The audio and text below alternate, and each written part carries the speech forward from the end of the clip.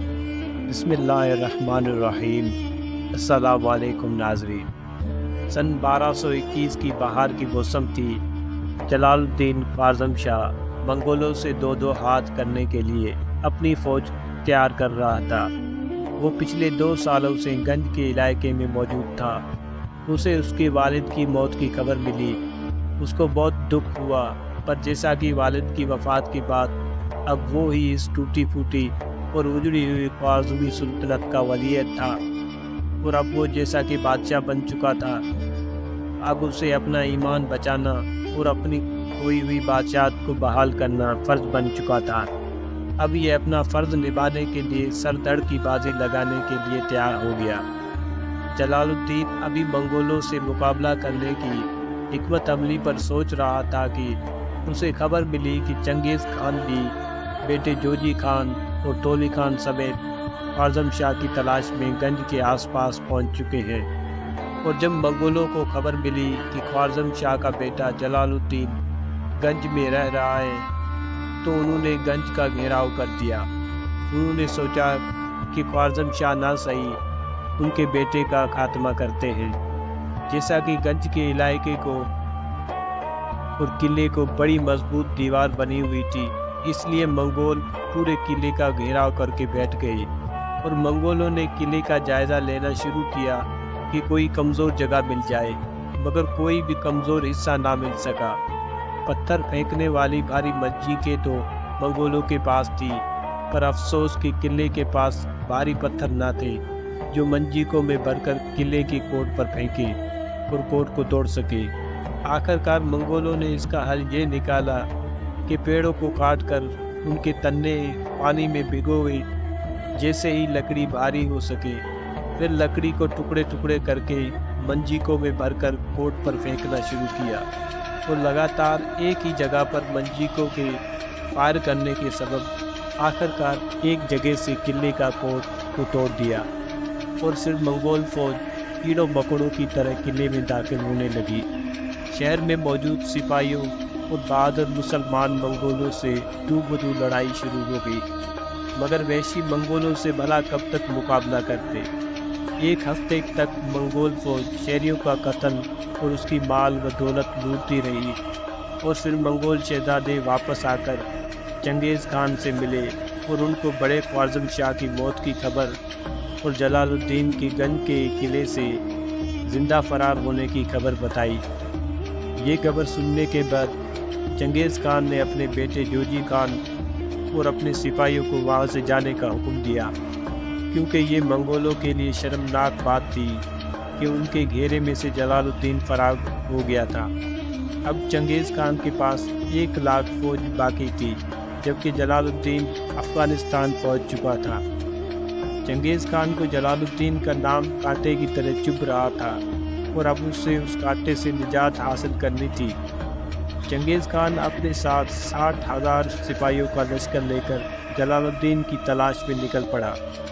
اس کے جاسوس ہر منزل پر اس کو جلال الدین کے پل پل کی خبر پہنچا رہے تھے۔ بڑے پتھروں کے درمیان بامیان کا شہر تھا، جس کو فتح کرنے کے سوا آگے جانا ناممکن تھا۔ چنگیز خان کے آنے کی سن کر شہریوں نے قلعے کے آس پاس موجود پتھروں کو صاف کر دیا۔ چنگیز خان نے جب قلعے کا گھیراؤ کیا تو وہاں منجیقوں میں بھرنے کے لیے پتھر نہیں تھے، تو چنگیز خان غصے میں آگ بگولا ہو گیا۔ پھر اس نے لکڑی کے برج بنا کر ان کے اوپر سے قلعے والوں پر تیر اندازی کا حکم دیا، مگر یہ حکمت عملی ناکام ہوئی، کیونکہ قلعوں والوں نے آگ کے تیر مارنا شروع کر دیے، جس سے لکڑی کے برج جلنا شروع ہو گئے۔ آخرکار چالاک اور شاطر چنگیز خان ہزاروں جانور ذبح کرا کر ان کی کھالوں کو برج کے اطراف اڑانے کا حکم دیا، جس سے برج کو آگ کے تیروں کا کوئی اثر نہ ہوا۔ اس بیچ میں چنگیز خان کو خبر ملی کہ ایک جگہ پر جلال الدین نے منگولوں کے لشکری ٹولے کو عبرتناک شکست دی ہے۔ چنگیز خان نے حیرت میں کہا، منگولوں کو شکست؟ یہ ناممکن ہے، اور اپنے سر پر پہنا ہوا حفاظتی ہیلمٹ اتار کر پھینک دیا اور لشکر کے بیچ میں گھس گیا، جس سے سپاہیوں کا حوصلہ بلند ہوا اور انہوں نے آگے بڑھ کر قلعے کی دیوار کو توڑ دیا۔ اور بامیان شہریوں کی یہ بدقسمتی تھی کہ خود چنگیز خان ننگی تلوار لے کر شہر میں داخل ہوا، پھر تو بس لوگوں کے سروں کے مینار لگتے گئے، مسجدیں، مقبرے، گھر مسمار ہو گئے، ملکیت لوٹ لی گئی، عورتوں کی عزتیں لوٹ لی گئی، معصوم بچے آہو پکار کرتے رہے، ایک آباد شہر کھنڈر بن گیا۔ وہاں جلال الدین غزنی پہنچ چکا تھا، وہاں وہ غیرت مند افغان قبائلیوں کا لشکر تیار کر رہا تھا۔ بڑی تعداد میں افغان جلال الدین کی آواز پر جہاد کے لیے تیار ہو گئے۔ آخرکار جلال الدین اپنی طاقت کا اندازہ لگانے کے بعد ایک منگول قیدی کے معرفت چنگیز خان کو پیغام بھیجا کہ منگولوں نے ہمیشہ بزدلوں کی طرح چھپ کر ہم پر حملے کیے ہیں، تم طاقت سے زیادہ چالاکی منافقت سے شہروں کو فتح کیے ہیں اور معصوم لوگوں کا قتل کیا ہے، تم منگول پوری انسانیت کے قاتل ہو، تم نے ظلم اور بربریت کی انتہا کر دی ہے، تمہارے ظلموں کے سامنے شیطان بھی شرمندہ ہے۔ تو میں تم کو اب دعوت دیتا ہوں کہ میں افغانستان میں موجود ہوں، تم کو مقابلے کی دعوت دیتا ہوں، تم میں ہمت ہو تو آگے آؤ۔ چنگیز خان جلال الدین کا یہ پیغام سن کر غصے میں پاگل ہو گیا۔ وہاں جلال الدین نے بڑا لشکر تیار کر لیا اور منگول لشکر غزنی کے بعد پہنچ گیا۔ جلال الدین نے آگے بڑھ کر منگولوں پر حملہ کیا اور 3 دن کی خونریز لڑائی کے بعد منگول لشکر شکست کھا کر واپس فرار ہو گیا۔ جلال الدین نے فرار ہونے والے لشکر پر حملہ کیا، ہزاروں کے لشکر میں کچھ اپنی جان بچا کر چنگیز خان کے پاس پہنچے۔ شکست کی خبر سن کر چنگیز خان آگ بگولا ہو گیا۔ کہا ٹھیک ہے، جلال الدین کو کہو کہ اب چنگیز خان کی قہر سے اس دھرتی پر تجھے کہیں بھی پناہ نہیں ملے گی۔ چنگیز خان نے واپس پہنچنے والے منگول سپاہیوں سے تفصیل لیے تاکہ جلال الدین کی طاقت کا اندازہ لگا سکے۔ ایک بڑی فتح نصیب کرنے کے بعد قدرت نے جلال الدین کو ایک نئے امتحان میں ڈال دیا۔ ہوا یہ کہ منگولوں کو شکست دینے کے بعد غنیمت کے مال میں ایک خوبصورت گھوڑے کے اوپر 2 افغان سرداروں کے درمیان تکرار ہو گیا اور ان کی آپس میں لڑائی ہو گئی۔ جلال الدین نے معاملے کو ٹھیک کرنے کی بہت کوشش کی، مگر بات مزید بگڑ گئی اور ایک سردار سیف الدین اپنے ساتھ سپاہی لے کر جلال الدین سے الگ ہو گیا۔ اسی طرح جلال الدین کا تو جیسے ایک بازو کٹ گیا۔ وہاں چنگیز خان کو منگولوں کی شکست نے غصے کو پاگل کر دیا تھا اور وہ جلال الدین سے بدلہ لینا چاہتا تھا۔ چنگیز خان کو اطلاع ملی کہ جلال الدین اسلامی جہاد کے نام سے مسلمانوں کا بڑا لشکر تیار کر رہا ہے، اس لیے چنگیز خان خود لشکر کی کمان سنبھالے آگے بڑھنے لگا، جبکہ جلال الدین اپنے لشکر میں پڑی پھوٹ پر پریشان تھا کہ ترک سردار 40,000 سپاہی لے کر جا چکا تھا، اب اس کے پاس باقی 30,000 سپاہی بچے تھے اور کچھ افغان سردار بھی الگ ہو گئے تھے۔ اب ان کی طاقت پر وہ منگولوں سے ٹکرانے کے قابل نہ تھا۔ اب جلال الدین کے پاس واحد راستہ یہ تھا کہ وہ منگولوں سے فی الحال جنگ نہ کرے اور کہیں سکون سے بیٹھ کر بڑا لشکر تیار کرے۔ اسے امید تھی کہ ہندوستان کا بادشاہ التمش مسلمان ہونے کے ناطے اس کی ضرور مدد کرے گا، لہذا وہ تیزی سے سفر کرتا سندھو دریا کے کنارے پر پہنچ گیا۔ چنگیز خان جلال الدین کے اوپر نظر رکھتے ہوئے تیزی سے اس کے قریب پہنچ چکا تھا۔ جلال الدین نے اندازہ لگا لیا کہ وہ آسانی سے دریا پار نہیں کر سکتا، اس کو ضرور منگولوں سے 2 ہاتھ کرنا پڑے گا۔ آخرکار جلال الدین نے منگولوں پر حملے کا حکم دے دیا اور لڑائی شروع ہو گئی۔